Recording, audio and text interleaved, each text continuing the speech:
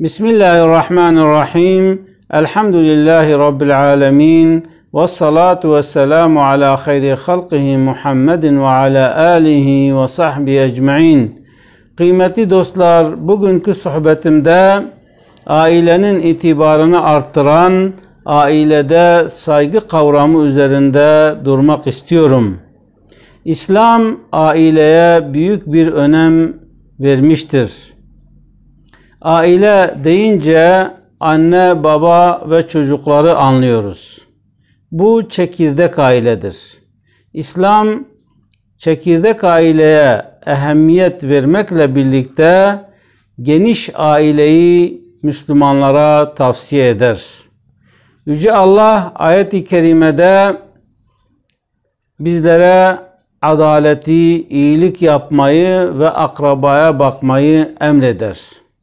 Akraba deyince küçük çekirdek aileyle birlikte kardeşler, amcalar, dayılar, teyzeler, farklı yani çekirdek aileden olmayan ama aile fertleri olan kişiler de bu kavram içerisine girer. Yani bir insan hem eşine iyi davranacak, bunun yanında annesine de iyi davranacak. Bunun yanında halasına da iyi davranacak. Bunun yanında teyzesine de iyi davranacak. Bunun yanında nenesine de iyi davranacak. Onun için Peygamberimiz sallallahu aleyhi ve sellem büyüklerimize saygı göstermeyen, küçüklerimize merhamet etmeyen bizden değil buyuruyor. Yani her her şahsa onun sınırları çerçevesinde ona saygımızı göstereceğiz, merhametimizi göstereceğiz. Aile deyince aile birbirine muhtaç olan fertler anlamında kullanılır. Yüce Allah ayet-i kerimede وَوَجَدَكَ عَائِلًا فَأَغْنَى Ey Habibim, seni muhtaç görüp de seni zengin kılmadık mı? Yani sen muhtaçtın, ihtiyaçların vardı, sıkıntıların vardı ama biz seni zengin kıldık. Yani aile demek birbirine muhtaç, ihtiyacı olan fertler demektir. Araplar aile kavramını üsre kelimesiyle ifade etmişlerdir. Üsre kelimesi zırh anlamındadır. Yani aile fertleri birbirine zırh gibidirler.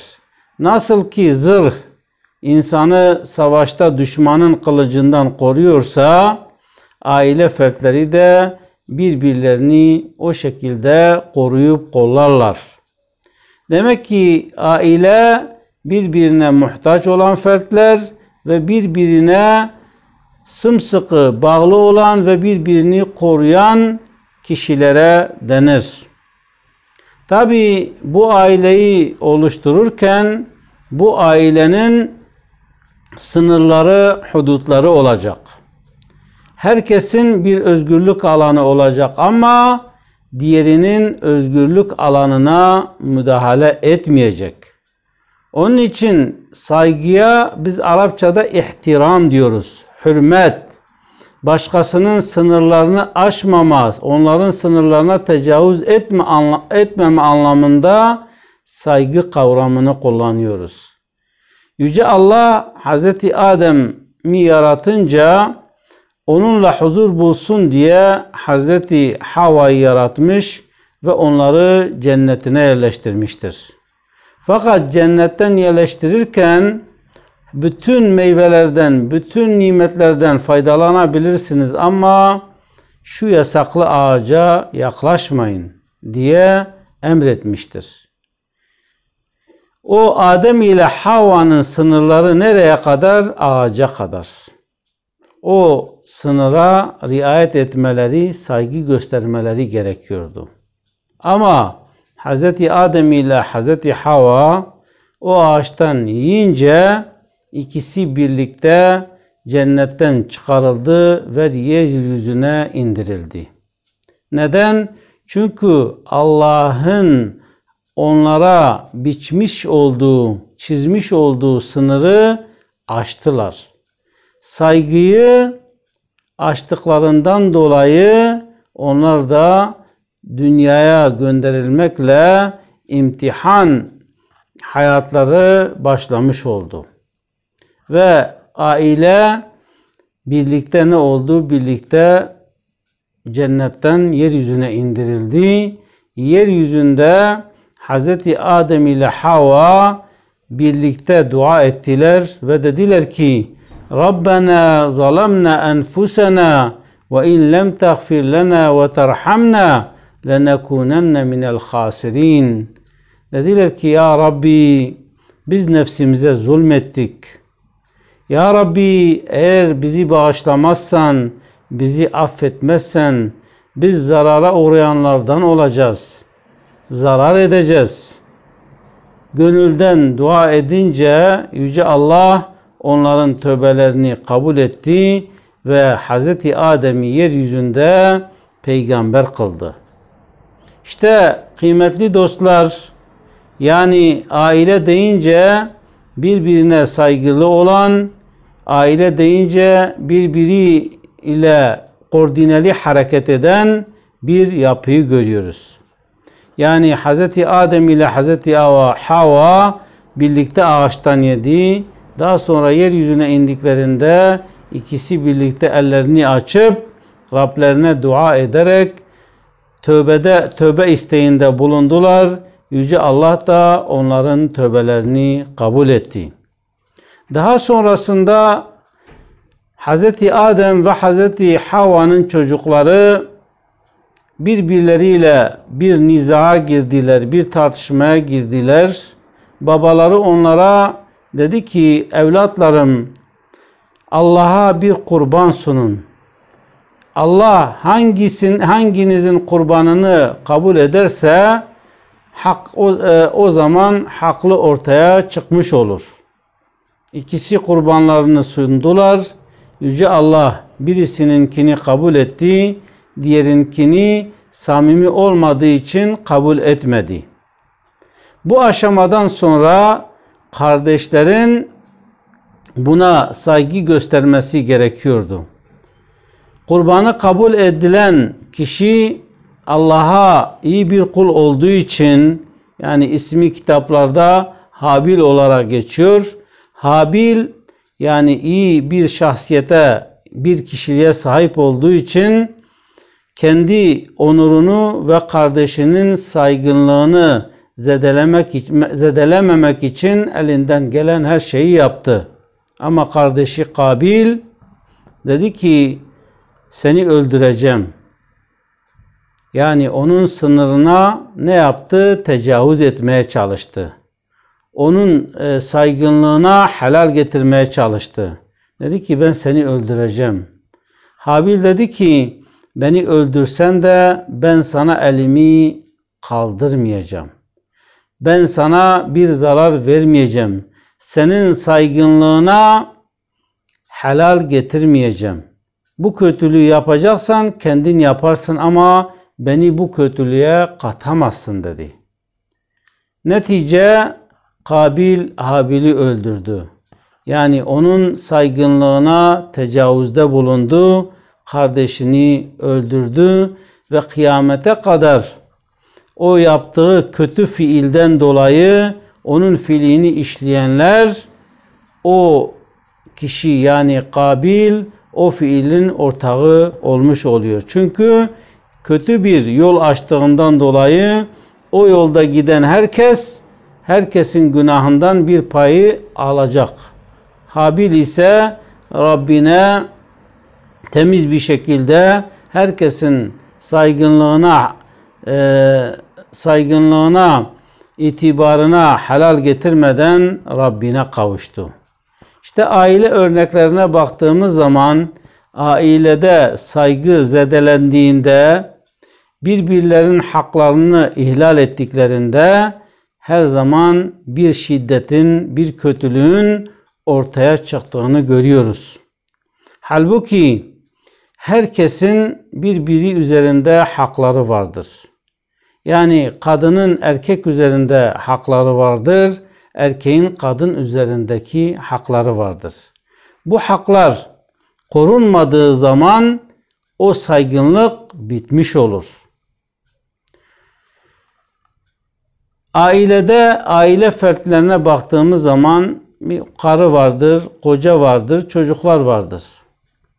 Bu aile ne yapması gerekiyor? Birbirinin haklarına riayet etmesi gerekiyor ve birbirine saygılı davranması gerekiyor. Bakın Peygamberimiz sallallahu aleyhi ve sellem peygamberlikle şereflendiği zaman Hira mağarasında Yüce Allah oku dediği zaman, Cebrail ona oku dediği zaman dedi ki ben okuma bilmiyorum. Hazreti Cebrail onu sıkıyor ve tekrar oku diyor. O yine ben okuma bilmiyorum deyince tekrar sıkıyor. 3 defa sıktıktan sonra İkra bismi rabbikellezi halak ila ahirihi, yani seni yaradan Rabbinin adıyla oku diye ayetler peş peşe okunuyor. Peygamberimiz aleyhisselam tabi ne olduğunun tam olarak farkında değil. Geliyor, eve geliyor, diyor ki zemmiluni zemmiluni, beni örtün örtün diyor. Hazreti Hatice validemiz onu örtüyor. Peygamberimiz kendine geldikten sonra Hazreti Hatice'ye diyor ki beni cin çarptı. Bana şeytanlar musallat oldu. Hazreti Hatice diyor ki hayır, sana şeytan musallat olamaz. Sana cinler musallat olamaz. Çünkü sen herkesin hakkını gözetirsin. İnsanlara saygılı davranırsın. Akrabalarına iyilikte bulunursun. Komşularına karşı merhametli olursun, saygılı olursun. Yani sendeki özellikler, meziyetler öyle güzel ki bu meziyetleri taşıyan bir insanı şeytan çarpamaz, cinler çarpamaz diyor. İşte Hazreti Hatice'nin eşine nasıl birisi olduğunu anlatıyor ve bu meziyetlerden dolayı şeytanın onu çarpamayacağını söylüyor. Peygamberimiz sallallahu aleyhi ve sellem Hazreti Hatice vefat ettikten sonra da daima Hazreti Hatice'yi yad etmiştir. Hazreti Ayşe validemiz diyor ki benim en çok kıskandığım kişi Hazreti Hatice'ydi. Onu görmediğim halde onu çok kıskandım. Çünkü Peygamberimiz sallallahu aleyhi ve sellem bir hayır dağıtırken Hazreti Hatice'nin aile efradına, akrabalarına gönderirdi. Onlara ikramda bulunurdu. Daima Hazreti Hatice'nin kişiliğine saygısını öldükten sonra dahi gösterirdi. Hatta bir defasında ben ona dedim ki ya Resulallah, o dul bir kadındı, ben ise bekar bir kadınım. Yüce Allah sana en güzelini, bekarını nasip etmiş. Nedir bu dul olan kadından bahsediyorsun deyince Peygamberimiz sallallahu aleyhi ve sellemin yüzü kızarıyor, sinirleniyor ve diyor ki sen Hatice'nin sevgisini kalbimden çıkaramazsın. Çünkü o ben fakirdim, bütün malını yoluma serdi. Hiçbir zaman ah demedi, vah demedi, bana çocuklar doğurdu, bana saygılı davrandı. Bütün zorlukları benimle beraber çekti. O iyi bir eşti. Ben onu asla unutamam diyor. İşte kıymetli dostlar, aile deyince insanın örnek alması gereken aile Peygamber Efendimizin ailesidir.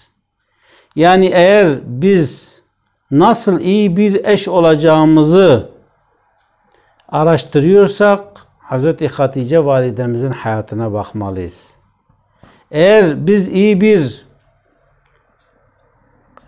eşlik yapmak istiyorsak, yani kocalık yapmak istiyorsak Peygamber Efendimizin hayatına bakmalıyız. Peygamberimiz sallallahu aleyhi ve sellem eşlerine nasıl davranırdı? onlara nasıl hürmette bulunurdu? Onlara nasıl saygı gösterirdi? Hazreti Safiye validemiz Peygamber Efendimiz'i camide ziyaret ediyor. Peygamberimiz sallallahu aleyhi ve sellem ona itikafta olduğu halde dışarıya kadar eşlik ediyor, onu uğurluyor. Eşlerine bu kadar bir saygı gösteren bir peygamberin ümmetiyiz. Ama bizler bakıyoruz ki eşler arasında sevgi bittiği zaman bir bakıyoruz ki saygı da bitmiş. Yıllarca birlikte olan eşler boşandıktan sonra veya aralarında bir sıkıntı çıktıktan sonra eşlerinin ayıplarını çarçaf çarçaf ortaya çıkarıyorlar. Benim kocam şöyleydi, benim kocam şöyleydi veya koca diyor ki benim eşim şöyleydi, benim eşim şöyleydi, onu kötülemeye başlıyor. Halbuki bu Kur'an'ın mesajına aykırıdır, peygamberin sünnetine aykırıdır. Bir insan boşanabilir. Allah'ın sevmediği halallerin başında talak geliyor. İnsan böyle gelişi güzel boşanmaması gerekir. Ama boşanmak gerekiyorsa da boşanabilir. Yani biz Hristiyanlıkta olduğu gibi Hristiyanlıkta boşanma yoktur. Ama İslam boşanmayı Müslümana ruhsat olarak vermiştir. Eğer eşler anlaşamıyorsa Yüce Allah diyor ki onları ya güzelce bırakın ya güzelce tutun. Yani eğer aile birbirine saygısı, sevgisi devam edecekse bu anlaşmazlıklar insanları şiddete götürmeyecekse, bunun çözülebilme imkanı varsa aile fertlerinin o sorunlarını çözüp yollarına devam etmeleri İslam'ın üzerinde durduğu ve insanlardan istediği bir şeydir. Ama yola devam edilemiyorsa o zaman ne yapılır? Güzelce birbirinden ayrılırlar ve birbirlerine teşekkür ederler. Birbirlerine saygılarını gösterirler. Birbirlerinin ayıplarını sağda solda gidip duyurmazlar. Neden boşandınız? Yani buraya kadardı. Yani bana çok iyiliklerde bulundu. Allah ondan razı olsun. O da desin ki Allah ondan razı olsun ve o şekilde güzel bir şekilde boşansınlar. Yüce Allah Bakara suresinde diyor ki onlara ne kadar mal mülk vermişseniz dahi onlardan geri almayın. Onları onlarda bırakın. Yani boşanıyoruz diye ben işte o verdiklerimi bir şekilde alayım da o şekilde boşanayım, kötü düşüncelere bir Müslümanın girmemesi gerekir. Daima o saygı çerçevesini korumak gerekiyor. Yani bizler işte cennete girmek için veya cennete nasıl gireceğimizi araştırıyoruz. Peygamberimiz sallallahu aleyhi ve sellem "Khiyarukum li nisaihim." Sizin en iyileriniz eşlerine karşı iyi olanlardır. Yani ben nasıl iyi olurum? Ailene iyi davranırsan iyi olursun.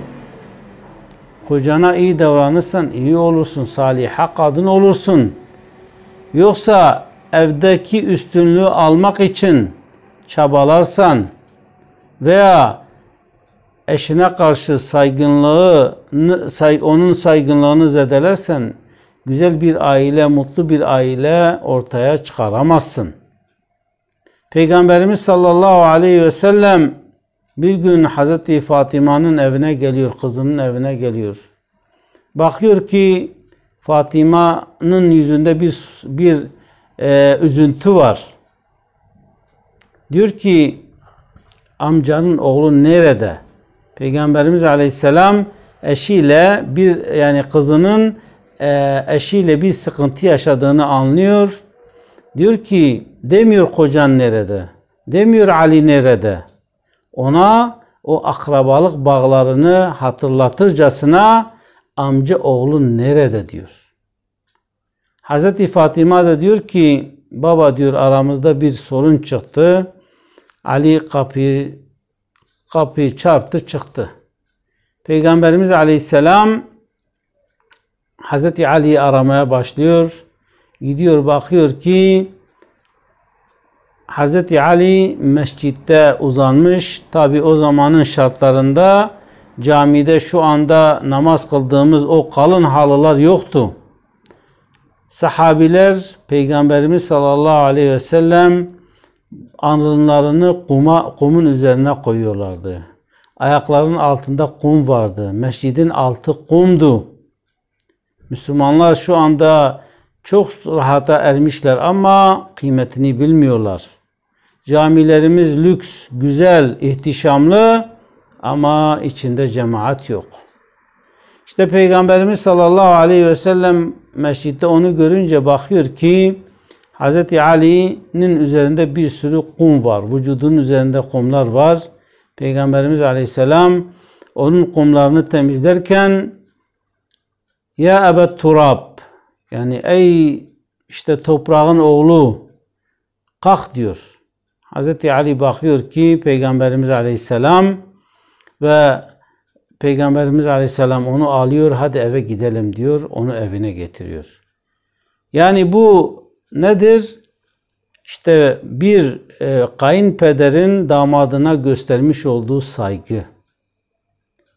Kızına işte kocasını kötülemiyor. Yani demiyor ya o kim ki? Sen bir peygamberin kızısın. O kim ki sana kötü davranıyor? O kim ki sana küsüyor demedi. Hani biz olsak kızımızın evine gitsek, kızımız da desek ki valla eşimle tartıştım, onun için moralim bozuk, biz ne yaparız? Deriz ki bırak onu, zaten adam değil o, şöyledir böyledir, hemen ne yaparız? Zaten kızın, zaten bacın, zaten senin yeğenin eşiyle bir sıkıntısı oluşmuş. Sen de ne yapıyorsun? Onu kötüleyerek o işin daha kötüye gitmesine sebep oluyorsun. Peygamberi metotta baktığımızda Peygamberimiz aleyhisselam hem kızına kızım amcaoğlun nerede diyerek akrabalık bağını hatırlatıyor, o kocası olduğunu hatırlatıyor, hem de Peygamber Efendimiz damadının yanına gidiyor, onu teselli ediyor, ona Ebu Turab diyor. Hazreti Ali diyor ki en sevdiğim künyelerden bir tanesi. Yani Hazreti Ali'nin künyelerinden bir tanesi de Ebu Turab'tır. İşte kıymetli dostlar, eğer samimiysek, eğer bir aile olmaya karar vermişsek veya eğer evlilik noktasında bir adım atmışsak, imzamızı atmışsak, iyi günde kötü günde demişsek birbirimize saygılı davranmalıyız. Birbirimizin hakkını gözetmeliyiz. Çocuğumuza da saygımızı göstermeliyiz. Annemize de saygımızı göstermeliyiz. Babamıza da saygımızı göstermeliyiz. Eşimize, dostumuza da saygımızı göstermeliyiz. Her durumda saygımızı göstermeliyiz. Özellikle aile fertlerine daha fazla saygı göstermeliyiz. Hz. Enes radıyallahu anhu annesi küçük yaşta Peygamberimiz sallallahu aleyhi ve sellem Medine'ye hicret ettikten sonra Hz. Enes'in annesi Peygamber Efendimizin yanına geliyor. Diyor ki ya Resulallah, sana vereceğim bir malım mülküm yok. Bir Enes'im var. Bu Enes'i sana vermek istiyorum. Sana hizmet etsin. Senin yanında yetişsin. Senin yanında büyüsün. Hazreti Meryem'in annesi Hazreti Meryem'i nasıl adamışsa ben de oğlumu sana adıyorum deyince Peygamberimiz Aleyhisselam onun o samimiyetini görüyor ve Hazreti Enes'i ondan kabul ediyor. Hazreti Enes diyor ki ben peygamberin evinde 10 yıl yaşadım. 10 sene kaldım. Diyor bir gün dahi Peygamberimiz sallallahu aleyhi ve sellem bana kızmadı. Bana sinirlenmedi. Bana şunu neden yapmadın diye kızmadı. hiçbir zaman öyle bir tavrı Peygamberimizden görmedim. Bana her zaman sevgiyle, şefkatle, merhametle yaklaştı. Daima saygınlığıma yani daima bana saygın bir insan olduğumu hissettirdi. Bakın Peygamberimiz sallallahu aleyhi ve sellem Mekke'deyken Hazreti Hatice'nin bir akrabası Zeyd bin Harise'yi Peygamber Efendimiz'e önce Hazreti Hatice'ye hediye ediyor. Hazreti Hatice de Peygamber Efendimiz'in hizmetini görsün diye onu Peygamber Efendimiz'e hediye ediyor. Peygamberimizin yanında bir süre kaldıktan sonra tabi Zeyd köle bir adam değil. Annesi öldürülmüş. O çocuk yaştayken onu Mekke'ye getirmişler. Köle olarak satmışlar. Babası da her yerde onu arıyor. Bir hac mevsiminde onun köylülerinden bazısı Zeyd'i görüyorlar. Hemen gidip babasına haber veriyorlar. Babası ve amcası yüklü bir hediye ile Mekke'ye geliyorlar ve çocuklarını Peygamber Efendimiz'den istiyorlar. Peygamberimiz Aleyhisselam diyor ki, bakın diyor, çocuğunuz burada. Çocuğunuz sizinle gelmek istiyorsa alın götürün. Gelmek istemiyorsa da benden onu istemeyin. Onlar da diyor ki, insaflı davrandın. Zaten biz bunu istiyorduk. Peygamberimiz Aleyhisselam Zeyd'i çağırıyor. Diyor ki, bunlar kim? Diyor ki, bu benim babam, bu da benim amcam. Bak diyor, seni almaya gelmişler. Onlarla gitmek ister misin? Diyor ki, hayır, gitmek istemiyorum. Birden babasının ve amcasının yüzü soluyor. Yani bir çocuk nasıl ben babamla, amcamla gitmek istemiyorum der.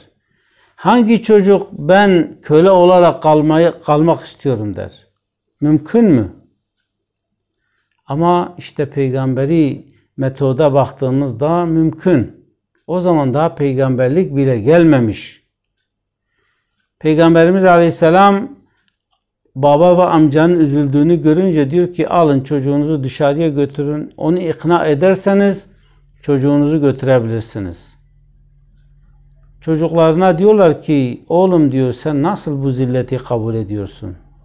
Sen nasıl bizimle gelmiyorsun da bu yabancı adamın yanında kalıyorsun deyince Zeyd diyor ki, vallahi diyor, burada gördüğüm itibarı, saygınlığı hiçbir yerde görmedim baba diyor. Ben bu adamdan ayrılmam diyor. Tabi aile çocuğunu götüremediğinden dolayı bir üzüntü yaşıyor. Peygamberimiz Aleyhisselam onların o üzüntüsünü gidermek için Zeyd'i alıyor, Safa tepesinde bütün Mekke halkına seslenerek diyor ki, Zeyd bu saatten sonra Muhammed'in kölesi değil, Muhammed'in oğludur. O süreden sonra Zeyd bin Muhammed olarak çağrılıyor. Ta ki Allahu Teala dedi ki ayet-i kerimede artık herkes babasına isnat edilsin. Yani artık bu evlatlık müessesesi kaldırılmıştır. Herkes babasının ismiyle çağrılsın deyince Zeyd bin Haris olarak tekrar çağrılmaya başlandı. İşte kıymetli dostlar, yani aile eğer birbirine saygı gösterirse, birbirine hürmet ederse, birbirlerinin haklarını ihlal etmezse o aile mesut ve bahtiyar bir şekilde devam eder.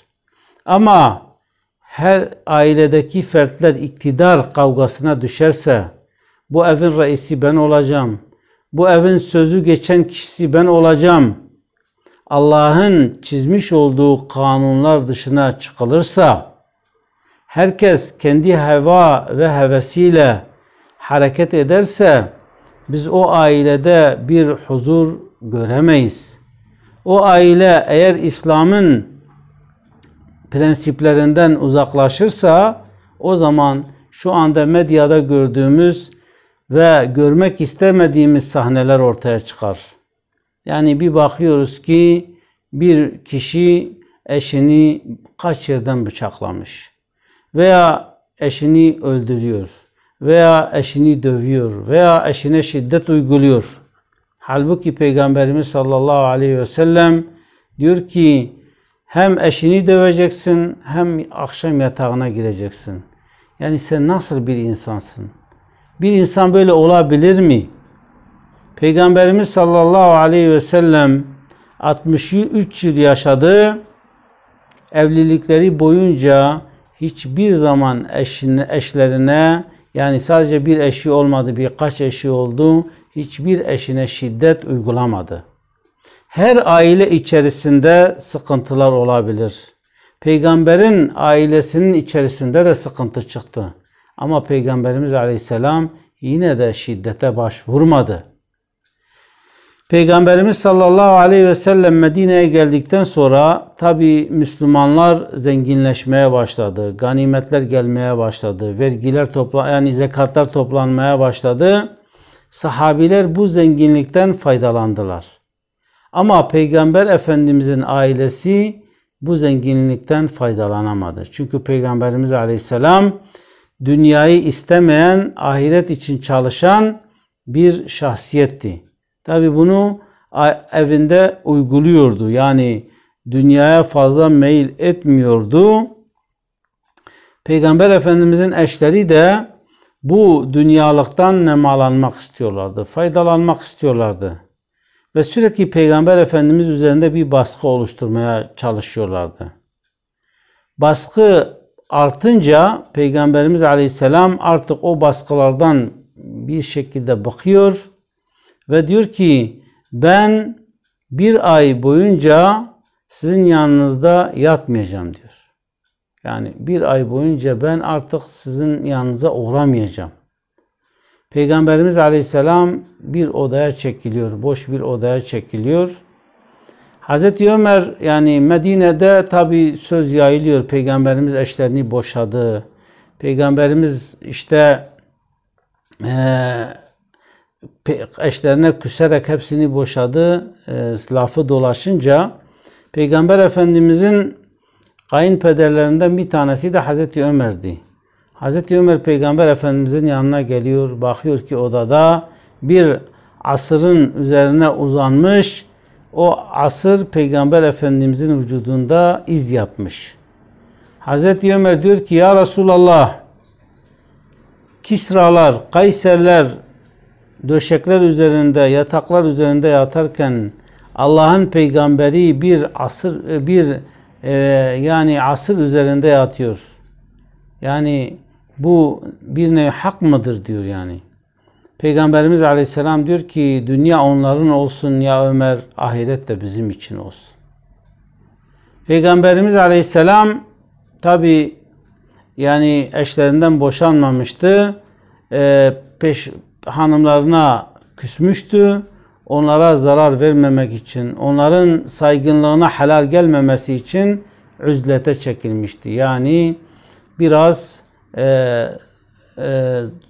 dinleneyim, bir ay onlardan uzak kalayım. O arada artık o aile içerisindeki bozuk ilişkileri bir daha onaralım diye bir kendine zaman ayırmıştı. O arada Yüce Allah ayet-i kerimeyi indirdi. Dedi ki ey Habibim, eşlerine de eğer onlar dünyalık istiyorlarsa dünyalık isteyeni boşa. Çünkü sen dünyalık peşinde koşacak bir şahsiyet değilsin. Çünkü sen yeryüzüne bunun için gönderilmemişsin. Sen bir peygambersin. İnsanlara tamam hayatlarını kazanmaları için yol göstereceksin ama hedef ahirettir. Peygamber daha çok ahiret hayatını ne yapar? Müslümanlara gösterir. Git eşlerine de ki eğer onlar dünyalık istiyorlarsa onları boşa. Ama ahireti istiyorlarsa o zaman zaten ailen var, eşlerin var, onlarla devam et. Peygamberimiz sallallahu aleyhi ve sellem bütün eşlerini dolaştı. Onlara dedi ki eğer dünyalık istiyorsanız sizi boşayayım. Bu bende yok.